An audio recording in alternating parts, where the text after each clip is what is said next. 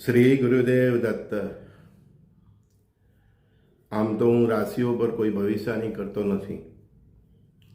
ભવિષ્યવાણી કરવી મારો સ્વભાવ જ નથી કે આ રાશિનું આમ, આ રાશિનું આમ. પણ વર્તમાનના સમય જોતા કર્ક રાશિવાળી વ્યક્તિ વાણી સંયમ પાળે, એનાથી કંઈ ન બોલવાનું બોલાઈ જાય, એના કારણે એને બહુ નુકસાન થઈ જશે. કર્ક રાશિ ને મકર રાશિ, કર્ક લગ્ન અને મકર લગ્ન જેમની પણ કુંડલીમાં હોય, તમે કુંડલી ખોલો તો જો સામે 4 નંબર દેખાય કે 10 નંબર દેખાય તો તમે સમજી લેજો 4 નંબર એટલે તમારું કર્ક રાશિ છે, એટલે કર્ક લગ્ન છે, અને 10 દેખાય તો તમારું મકર લગ્ન છે. તો કર્ક અને મકર લગ્ન કે કર્ક રાશિ અને મકર રાશિવાળા વ્યક્તિ નહીં બોલવાનું બોલાઈ જાય, એના કારણે ઘણા પ્રોબ્લેમ આ 1 મહિનામાં એની જિંદગીમાં આવી શકે છે. પોતાની હેલ્થ સાચવવી, પોતાનું ફાઇનાન્સ સાચવવું, કૌટુંબિક ઝઘડા વધી નહીં જાય તે જોવાનું. એટલે અત્યારે જે છેલ્લી 2.5 વર્ષની જે શનિ મહારાજની સાડાસાતી એટલે 2.5 વર્ષની જે પનોતી ચાલે છે, એમાં જે પ્રોબ્લેમો હતા તે વધી ન જાય એનો ખ્યાલ રાખવો. હેલ્થનો ઇસ્યુ હોય તો હેલ્થનો ઇસ્યુ વધી નહીં જાય, ફાઇનાન્સનો ઇસ્યુ તો એ વધી નહીં જાય, કૌટુંબિક ઝઘડા હોય તો તે વધી નહીં જાય. અને એમાં વાણી સંયમ બહુ જરૂરી છે. ભગવાન શિવની ઉપાસના મેં ઘણા મારા વિડીયોમાં છે જ, મંત્રોચ્ચાર મારા કીર્તન કરું છું, તે બજરંગબલીની ઉપાસના. હવે રહી વાત, તો તમને પ્રશ્ન થશે કે આખા વિશ્વમાં તો કેટલા એના કર્ક લગ્ન હોય, કર્ક રાશિ હોય, મકર લગ્ન હોય, મકર રાશિ હોય. જેનું જેવું જીવન છે તે પ્રમાણે એને ફળ મળે. જે પહેલેથી ભક્તિના માર્ગે હોય, શુદ્ધ અને સાત્વિક જીવન હોય, તો એનો સૂર્યનો ઘાસ સ્વયંથી જાય, અથવા કંઈ પણ નહીં થાય, એને નહીં થાય, એના ફેમિલીમાં કોઈને એવા ઇસ્યુ આવે એમ કે આમાં ફેમિલી પણ ડિસ્ટર્બ છે, તો તે છતાં પણ તમારું જે પ્રકારનું જીવન હોય અત્યારે કમસે કમ આ 1 મહિનો શુદ્ધ સાત્વિક જીવન જીવો, અને ભગવાન શિવની ઉપાસના, હનુમાન ચાલીસા, જે રીતે તમને જે રીતે ભક્તિ ફાવતી હોય એ રીતે કરો. Be careful. લોંગ ડ્રાઈવ પર જતા હોય હાઈવે પર તો એક્સિડન્ટલી કોઈ એવો અકસ્માત થઈ જાય, એટલે જીવલેણ કે નહીં, કંઈ પણ એવી વસ્તુ થઈ જાય જે જીવલેણ થઈ જાય, પછી ફાઇનાન્સ હોય, કૌટુંબિક ઝઘડાઓ હોય કે હેલ્થનો ઇસ્યુ હોય, તો લોંગ ડ્રાઈવ પર જાઓ કે બહુ મુસાફરી કરો તમે લાંબી, બાય રોડ જતા હોય, બાય ટ્રેન જતા હોય કે બાય એર જતા હોય, તો મસ્ટ બી કેરફુલ.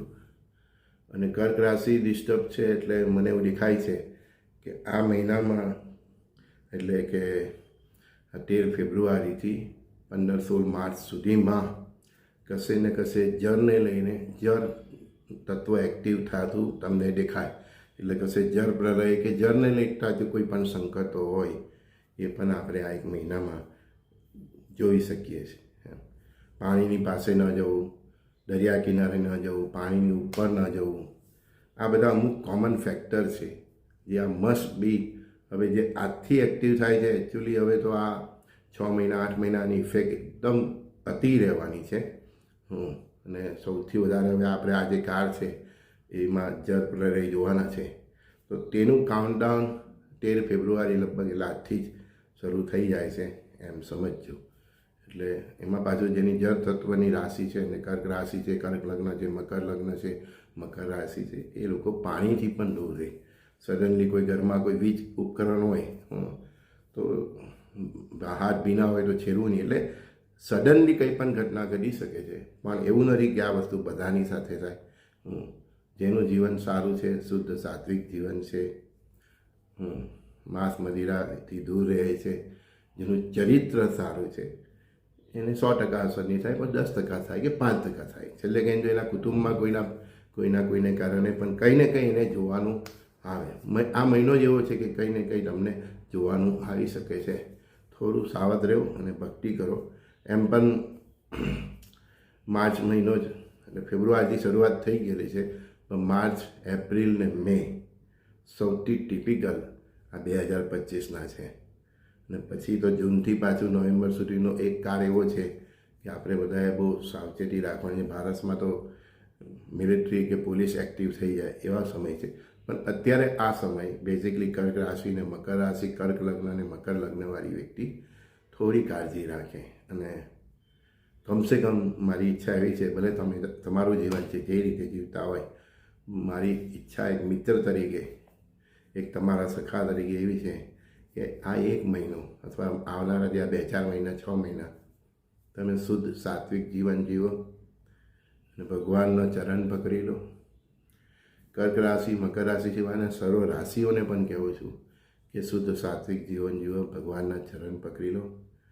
અને આજે શિવનું તાંડવ જે ચાલુ થયું છે 2020થી 2040 સુધી ચાલવાનો છે, 2038થી સુવર્ણ યુગ છે, તો એમાં તમારો સૂર્યનો ગાય સોંથી જાય એના માટે શુદ્ધ સાત્વિક જીવન અને ચરિત્ર અને નિત્ય કોઈને કોઈ એક ઈષ્ટદેવનું નામ સ્મરણ, ભજન, કીર્તન રોજ અડધો કલાક 15-20 મિનિટ કાઢો અને તમારો વ્યવહાર શુદ્ધ કરો, નીતિ અને નિયમથી જીવો, તો કંઈ નહીં થાય. સૂર્યનો ગા સોયથી જશે. બટ આજની તારીખથી મેં તમને કહ્યું તેમ કર્ક રાશિ, કર્ક લગ્ન, મકર રાશિ, બી કેરફુલ. ઉત્તરથી પનોતી છે, થોડું સાવધ રહો. ઘણીવાર ભગવાન જતાં જતાં પણ એક લાપો મારી જાય છે ને એ લાપો આપણાથી સહન ન પણ થાય. એટલે થોડા હાથ જોડીને ભગવાન સમુખ ઊભા રહો, તમારા કર્મોની ક્ષમા માંગી લો અને નિત્ય પ્રભુનું સ્મરણ કરો. મેં તમને કીધું તે પ્રમાણે જોઈએ પછી આગળ તમારા જેવા કર્મો હશે, ભૂતકાળના કર્મો હશે, ગયા જન્મના કર્મો હશે, આ જન્મના કર્મો હશે, એ પ્રમાણે તમને એવું આ સમય દેખાય એવું દેખાઈ રહ્યું છે. અને એની અસર સમગ્ર વિશ્વ પર દેખાશે. હજુ માર્ચ મહિનો તો આવવાનો, એપ્રિલ એનાથી ખરાબ, મે એનાથી ખરાબ. બહુ સાવધ અને રહીને કાળજીપૂર્વક સમય કાઢો. જીવનના અઘરા ડિસિઝનો હમણાં નહીં લો, એ પછી ફાઇનાન્શિયલી હોય કે જે કંઈ પણ હોય. ઓકે. શ્રી ગુરુદેવ દત્ત, સંજય બોરીવાલા, દિવ્ય દસ્તીના સર્વે સખાઓને પ્રણામ.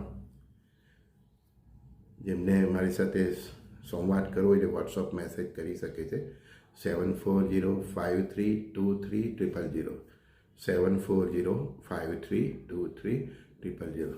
તમારા જીવન વિશે કંઈ પણ મૂંઝવણ હોય, પૂછવાનું હોય તો મારી સાથે સંવાદ કરી શકે છે. અને પરમાત્માએ જે મને જ્ઞાન આપ્યું છે એના કોઈ પૈસા હું કોઈની પાસે લેતો નથી. માનવ સેવા એ જ પ્રભુ સેવા. તમે મારી પાસે આવો તો મારું એક જ ઇન્ટેન્શન હોય છે કે તમે માણસ બનો, શુદ્ધ અને સાત્વિક જીવન જીવો, ચરિત્રવાન જીવો અને આ રાષ્ટ્ર અને આ સંસ્કૃતિની જે ધરોહર છે તેના તમે એક ભાગ બનો. અને તમે એટલા સમર્થ થઈ જાઓ કે તમે પણ કોઈને માણસ બનાવી શકો. આ ઇન્ટેન્શન મારો રોજ તમારી સમક્ષ આવવાનું છે. શ્રી ગુરુદેવ દત્ત. મળીએ ત્યારે.